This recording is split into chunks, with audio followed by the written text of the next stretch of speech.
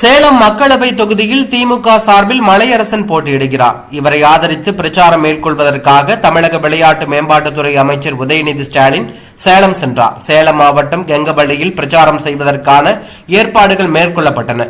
இந்நிலையில் அமைச்சர் உதயநிதியின் பரப்புரை என்பதால் அதிகப்படியான கூட்டத்தை காண்பிக்க வேண்டும் என்ற முனைப்பில் திமுக நிர்வாகிகள் பலரும் தங்கள் பகுதிகளில் இருந்து பலரையும் சரக்கு வாகனம், வேன், பேருந்து உள்ளிட்ட வாகனங்களில் சாறை சாறையாக அழைத்து வந்தார்கள். அந்த வகையில் தலைவாசல் அருகே உள்ள காமக்கா பாளையத்திலிருந்து மினி ஆட்டோவில் 20 பேர் பிரச்சாரத்தில் கலந்து கொள்வதற்காக சென்று வந்தார்கள்.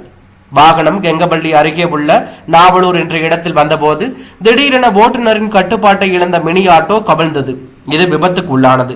இந்த விபத்தில் காமக்கா பாளையத்தைச் சேர்ந்த தயாநிதி, செல்லதுரை ஆகிய 2 பரிதாபமாக உயிரிழந்தார்கள்.